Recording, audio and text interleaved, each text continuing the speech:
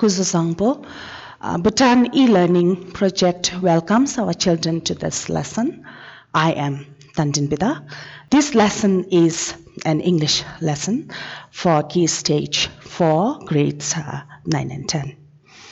And the main objective of this lesson is to help our students write 5-paragraph descriptive writing essay using 6+1 writing traits.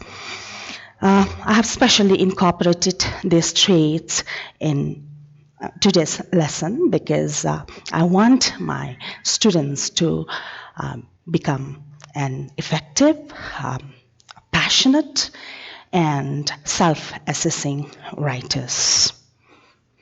Writing traits. Do you know what is writing traits? What is a trait? It is a quality of writing. It is the characteristic of writing. And there are 7 writing traits. And they are ideas, organization, voice, word choice, sentence fluency, conventions, and presentations. Now, let us look at the first trait. That is ideas. Every time you think, you have ideas. Because you think all the time, your head is bursting with ideas. Ideas come from things you do or see, from people you meet, from feelings you have.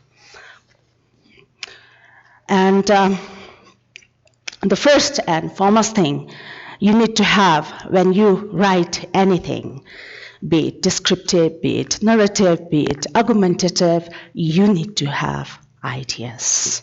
What's the big idea? This is the main message a writer is trying to convey. Good writing always has a main idea. The main idea should be easy for the reader to find. Now let us look at this example and see whether there is main idea in this paragraph or not. I have a dog. My birthday is next month. Pizza is my favorite food. Now how many ideas do you see in this paragraph? There are 3 main big ideas in this paragraph. I have a dog, that is one idea. My birthday is next month, that is another idea. Pizza is my favorite food is another idea. Now let us look at the other sample paragraph. People say that if you add the same food at every meal, you would really get tired of it. I don't think so. You see, I love pizza and I could eat it for every meal, even for snacks. I love pizza hot from oven, warmed up in the microwave, or even right out of refrigerator. I'm ready for pizza right now. Now, do you see the big idea here? Or is it a jumble of different ideas? You can see the big idea here. The main idea here is, I love pizza. So, when you choose to write something, you must focus on one big idea. Trash or treasure? Now here you must know whether your ideas are trash or treasure. Keep the treasure and delete the trash. Don't write everything you know here. What would happen if you put all the ideas here? Your writing would grow and grow and grow until it filled many pages. Who would love to read writing that big? Would you? So keep the intriguing details, keep the surprising details, and delete the details that people know. For instance, penguins are black and white doesn't make for an engaging reading.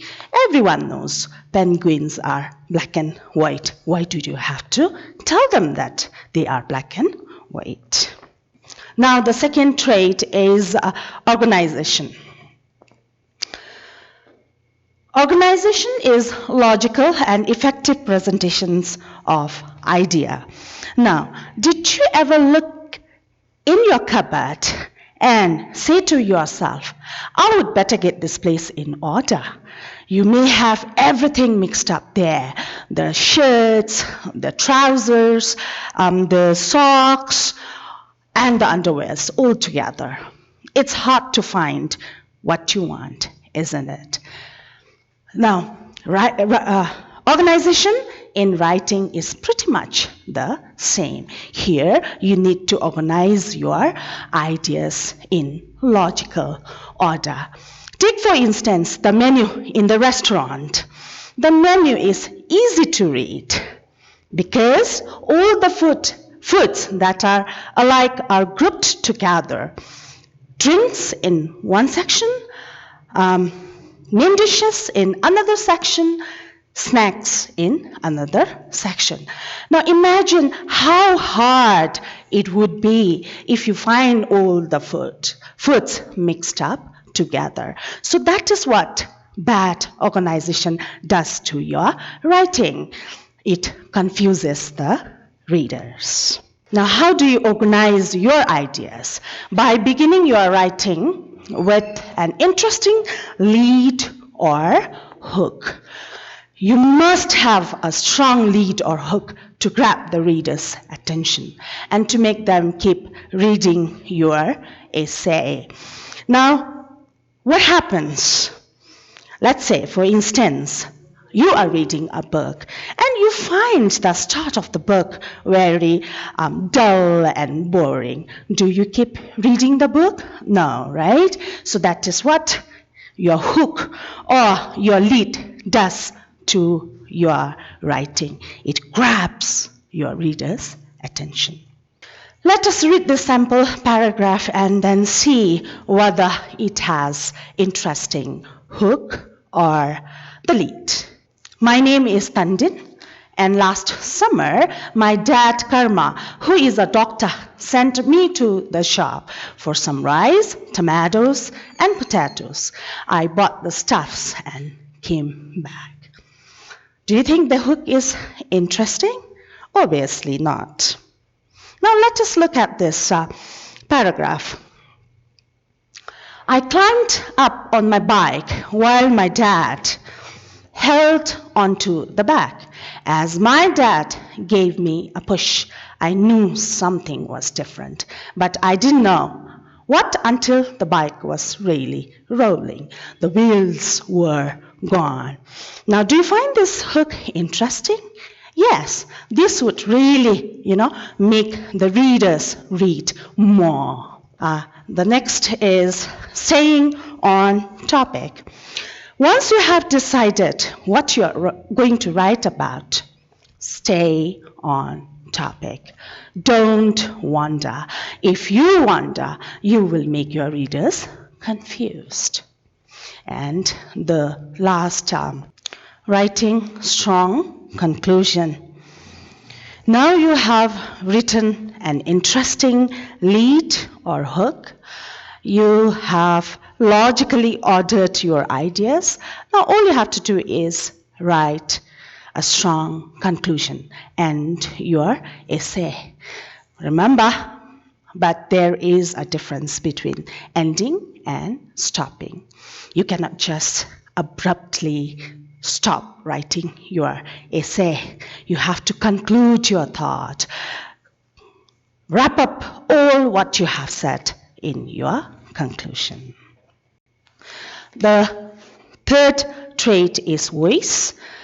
Here, the writer expresses himself or herself. Now, when a friend calls you, how long does it take for you to recognize your friend's voice? Not long, right? It's because every voice is different. Now, what's more? You have different voice for different purposes. Sometimes you have to whisper, sometimes you have to shout, sometimes you have to use your regular voice. Voice in writing is pretty much the same. You don't use the same voice all the time. Now let us look at these two paragraphs and see whether they have strong voice or not. My puppy, I have a dog. He is very cute. I love to hold him. His name is Zorro. I got him as a present. He is nice and cute. I play with him.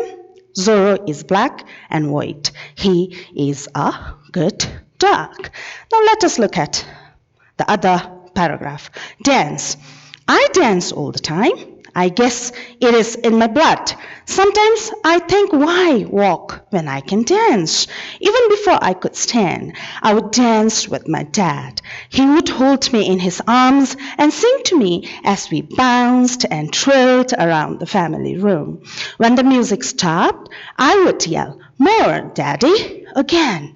Maybe it was because of this that I love to dance so much now. All I know is that when I hear music, my feet start tapping, my hips begin to wiggle, and then I'm off into the dancing zone. Which paragraph has the strong voice?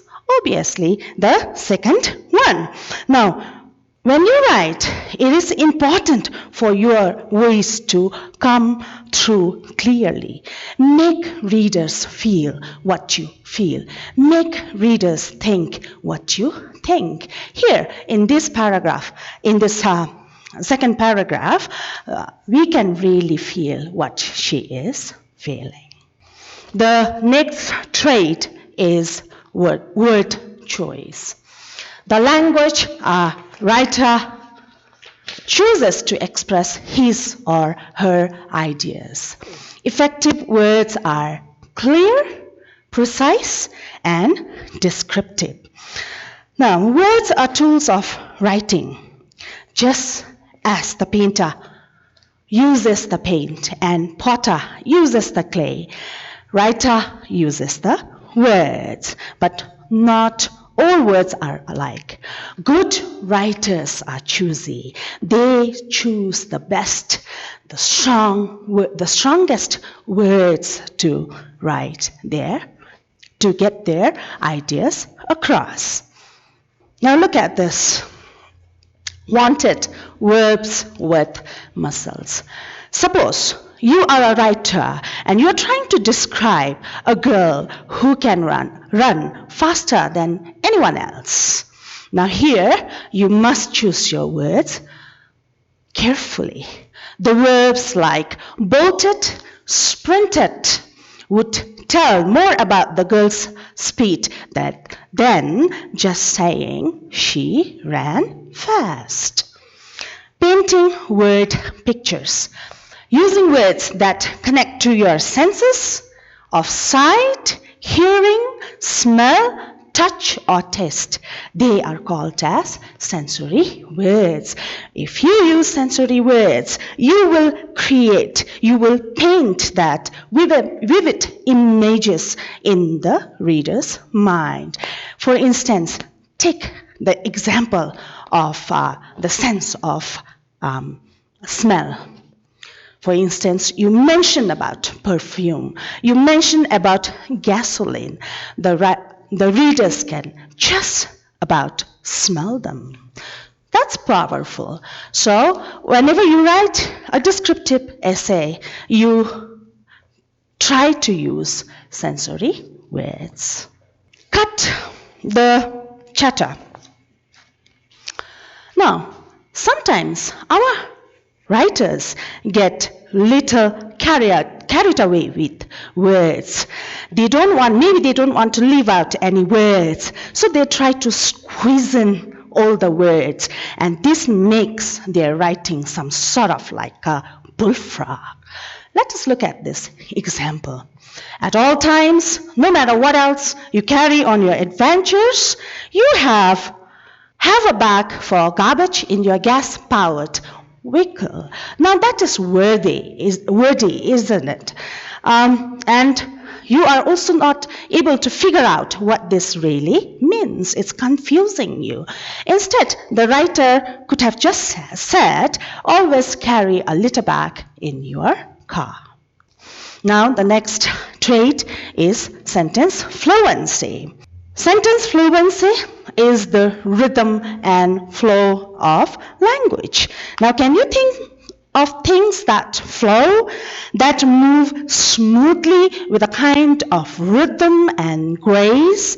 Maybe you picture a dancer or a river or a waterfall. Now, good writing also has rhythm, like flying birds or grass in the wind. It moves along with grace and ease. One sentence just seems to glide into another with ease. Now, how do you make your sentence fluent? One way is by combining sentences. It's a great way to get rid of short, choppy sentences that take your reader on a jerky ride. Look at this example. My grandma's house is pretty big. Her house is old. I love her house. Now, instead of having this separately, why don't you combine them? I love my grandma's big old house. Her yard has a lot of trees. There are apple trees. There are oak trees too. Now, instead of having these three different sentences, you just combine and make it into one sentence. Her yard has lots of apple and oak trees. And then by varying sentence beginning. Sentences that begin in different ways help create writing that is interesting and fun to read. Now, imagine reading a paragraph where all the sentences begin the same. It would be boring, isn't it? Take for example, you are writing about nature, and all your sentences begin with the word nature is blah blah blah, nature is blah blah blah. It would make the readers bored. Stop that run-on sentence. As the name suggests, a run-on sentence is one that forgot to put the brakes, like a runway train. It simply stormed past where it should have stopped. Many run-ons are actually really two or more complete sentences written as one long sentence. Perhaps the writer forgot to put a period, a capital letter, a comma, and other punctuation mark. Now, let us look at this sample runway sentence. Here is no lake at Camp Green Lake. There was once a very large lake. Here, the largest lake in Texas. That was over 100 years ago. Now it is just a flat, dry wasteland. Now this looks like one long sentence, but it actually is made up of so many sentences. Now let us look at another sentence. There is no lake at Camp Green Lake. There was once a very large lake here, the largest lake in Texas. That was over 100 years ago. Now it's just dry and flat wasteland. See, it is clear to read this, and it has rhythm the author wants. The last writing trait is conventions. Conventions or mechanics are the items you look for when you are editing your work. Capital letters, correct spellings, question marks, periods are parts of ways we turn spoken word into written work. Now, think about this for a minute. What if we had no conventions at all? What if there are no punctuations at all? What if there were no spaces between the words? What if people spell things their old ways? It might look something like this. Can you read that sentence? Are you able to figure out what it is? It might look something like this. And the last one is presentation. Presentation is how the writing looks to the readers. Here are some guidelines to help you in the presentation of your written work. uniform spacing, legible and consistent handwriting or appropriate fonts and sizes, appealing use of space, when necessary, use of bullets, cite headings and other markers, effective integration of text and illustration, charts, graphs, maps, and tables.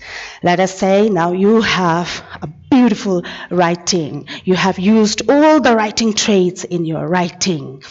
And let us say you have used word choice and other traits in your writing, but you have not written neatly.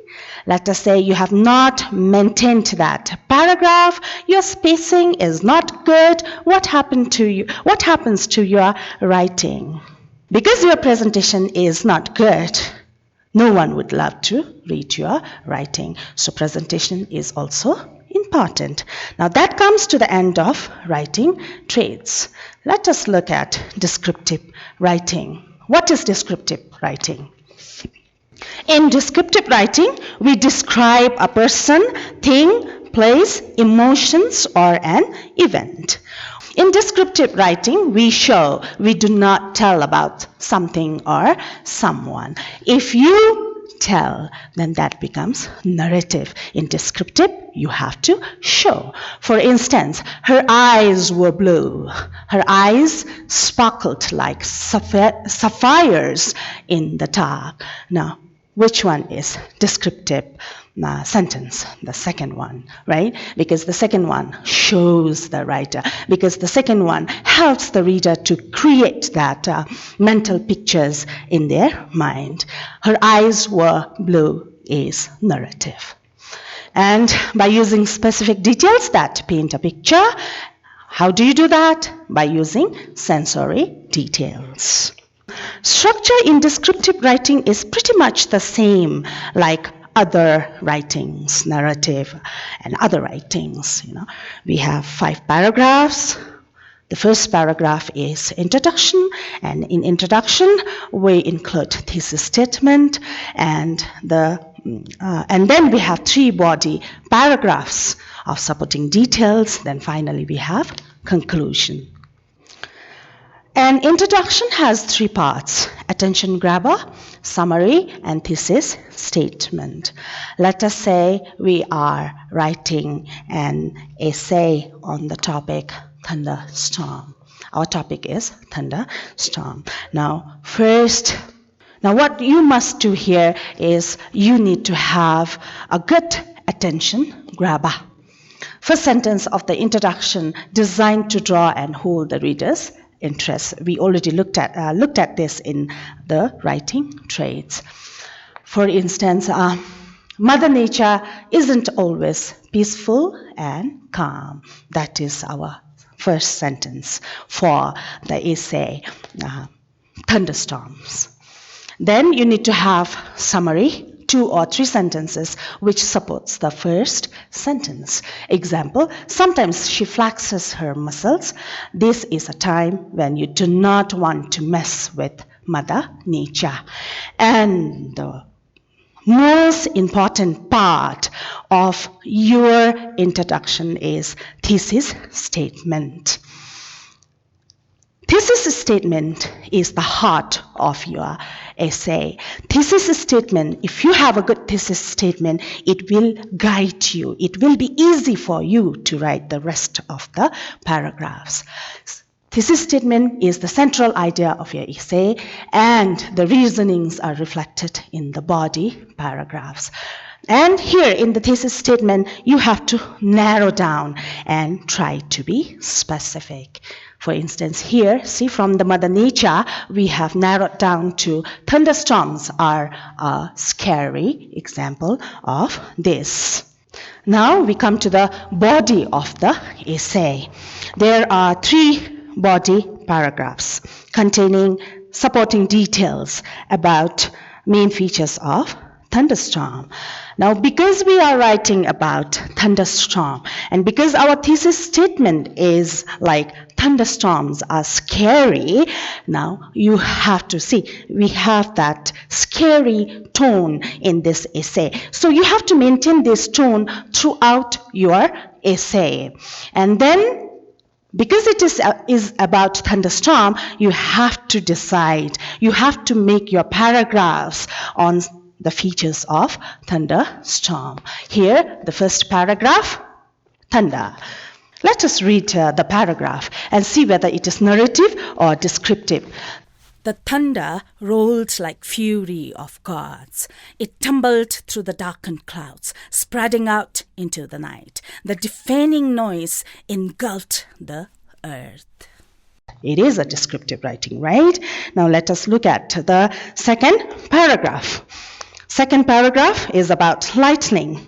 Lightning shredded through the sky like a spear thrown by a furious deity, piercing and shattering the earth underneath. Bang! Again and again, the lightning struck. Shredding through trees like paper, tearing apart the landscape as if in a crazed and blind rage. This is also descriptive. The words like bang, when you hear the words like bang, you can literally hear the sound. The third paragraph is about rain. The rain hammered the ground like bullet. It crashed into the town, splattered off the sidewalks, and formed instant rivers that raced along the gutters and overwhelmed the drains. So this is also descriptive. And conclusion, a closing paragraph that tells why the writer thinks thunderstorms are scary.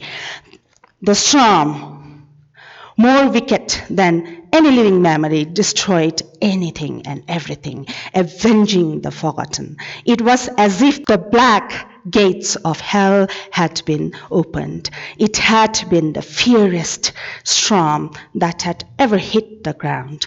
Nature's suppressed rage was heard that day. So here, see, the writer has restated the thesis statement. So that is how you must conclude the essay. We come to the end of the lesson. Now, you have to write a 5-paragraph descriptive essay on any topic of your choice, integrating the 6+1 writing traits. And here, please try to use writing process. Thank you all for attending this lesson. See you all in my next lesson.